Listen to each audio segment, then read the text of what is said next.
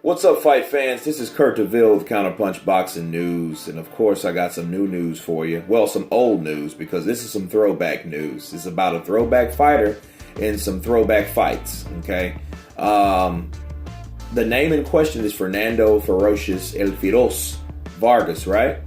I posted a picture of, it was an image of De La Hoya, landing a stiff right hand on Fernando Vargas, and that was a very exciting fight. And I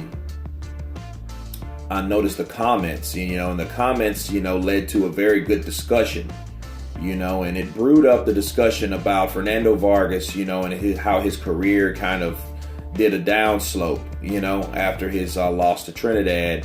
And in fact, Trinidad ruined his career. Trinidad and Oscar took time, took a helping hand in ruining his career, and a lot of people just thought that, it was this tragic thing, but it wasn't a tragic thing with El Feroz. El Feroz was a fighter. Fernando Vargas wasn't scared of anybody. He fought everyone. Everyone. I mean, if you think about it, he did exactly what fighters are supposed to do today.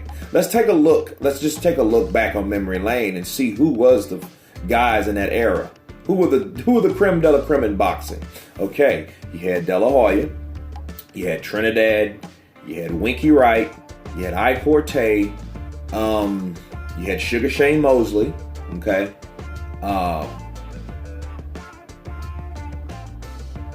and then you had guys like Oberkar and like Ricardo Mayorga, he was there. You had Six Heads Lewis. Then you had James Page. You had all these guys, and these guys were like all undefeated at one point. I mean, like way up in their career. Fernando Vargas was a lot younger. He was maybe at least 3 years younger, because I mean he'll be 40 this year. So actually, he was like 4 years younger than Trinidad and Fernando Vargas. Since he was like the young kid on the block. You know what I mean? But Fernando Vargas showed, his nickname was El Feroz, but his career was like fast and furious because he fought a lot of fighters, man. I mean, he fought everyone. He fought the guys that no one else wanted to fight. If you think about it, I mean, ask yourself this question: Did De La Hoya fight Winky Wright? No. Did Trinidad fight Winky Wright? Yeah, later in his career. You know what I mean? And then everyone knows what happened in that fight. Winky Wright picked Trinidad apart. He couldn't do anything with him. And Fernando Vargas won a decision over Winky Wright. A lot of guys would argue that fight, it was close, but I think that Winky Wright did enough to win.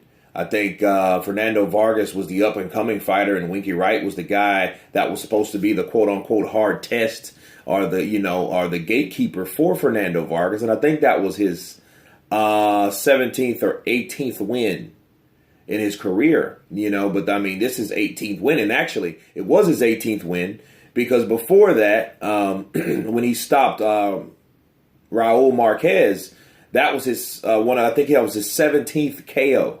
Okay, or Yuri Boy Campus. It was one of those two fighters that he was 17-17, no losses, no draws. So every fight that he was in, it ended in a knockout. So that first fight that wasn't a knockout was a very close decision against Winky Wright. But again, you have to give credit to Fernando Vargas for even taking the fight, because he didn't have to take a fight with Winky Wright. However, I don't think that he won the fight. I think Winky Wright did enough to win. However, Fernando Vargas didn't stop fighting the best fighters. Like what happens now if a guy scrapes away with a victory, i.e. Canelo Alvarez, Danny Garcia, what they'll do, these fighters these days, they'll fight someone that is way off the grid, ranked number 76 in the world, a guy you never heard of. Fernando Vargas didn't do that. He kept on striving. So after that close decision against Winky Wright, who does he take on? I Corte, right? He takes on I Corte and fights a very fight, and I think he beat I Corte. I mean, it was a close fight, but Fernando Vargas, I think he pulled it out.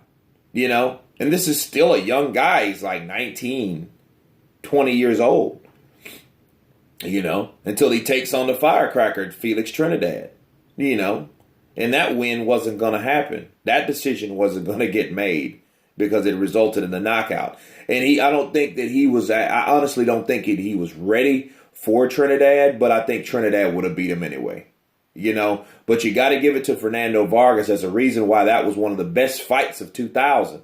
In fact, that would have been the best fight of 2000 if you wouldn't have had other great fights in that year, you know, because if you can remember, if you watch boxing like I did, you had Marquez and Morales and Barrera at the beginning of the year. Then at the middle of the year, you had Mosley De La Hoya 1. Then at the end of the year, you had that treat with Trinidad and Tito. So, you know, that was one of those defining fights in 2000, which were great fights. And man, it was crazy because, you know, Fernando was dropped twice in the first round. You know, everybody thought, man, this is going to be a freaking blowout. But what happened?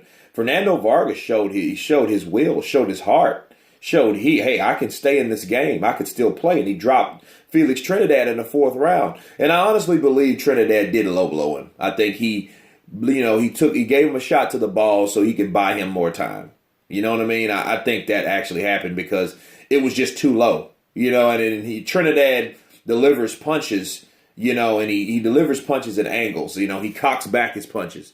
You know, so for you to go under the belt like he did, I believe that it was just I honestly believe that was just, a tactic, a dirty tactic, you know.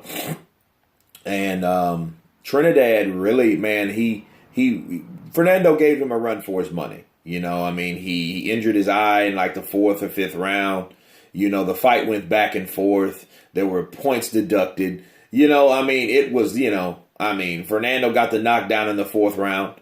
And then it was funny because the fight ended like it started, you know, but in a knockout. But Fernando Vargas didn't go out without a fight. It went 12 rounds. Trinidad knocked him out in the 12th round. And yes, he did take a lot of punishment. I seen Fernando's face after that fight. You know, the right side of his face where he was taking those left hooks from Trinidad. He looked like Muhammad Ali in the first fight between him and Frazier, you know, because his jaw was way out here. You know what I mean? It was swole. It was like a whoopee cushion on the side of his face. You know what I mean? And you could tell he took a lot of punches from that area. You know, so he was taking those punches all night. Luckily, he didn't get his jaw broke or something like that, you know. So, but it was a very good defining fight, and Fernando Vargas did want the rematch. Trinidad's camp didn't want the rematch, okay? Well, later on, you know, De La Hoya, he was a fighter that said he would never fight for, you know, Fernando Vargas. You know, and they ended up fighting, and it was a very, you know, the fight that, you know, was in question. You know, and that was a very defining fight. And, you know, really De La Hoya just outboxed him. He showed that he was a better boxer. You know, Fernando Vargas wanted to roughhouse in there. He wanted to brawl. He did a lot of that. You know, he did everything that he could do. You know, and it wasn't just a, you know, like a run through win. Fernando Vargas fought the best. He fought Sugar Shane Mosley twice. Okay? You know, he lost twice, both times. But, you know, Sugar Shane Mosley is, again, one of the best fighters in the world, and especially at that time, you know. But, I mean, there isn't a fighter that he did not fight. You know, he fought all the top fighters. So he just really showed where he belonged in that rank, you know, amongst these fighters, you know. So that's what it was, man. And, but no, I don't think that his career was ruined. I think his career was defined. If anyone mentions Fernando Vargas, remember Fernando Vargas fought the very best. He didn't do what fighters do today. They just look for money, money, money, money, money, and fight guys you never heard of. You know, that's not boxing. You know, that's not the fighting heart of a fighter. That's not it. Fernando Vargas had it. So for that, Fernando Vargas will always be one of the best fighters of that era.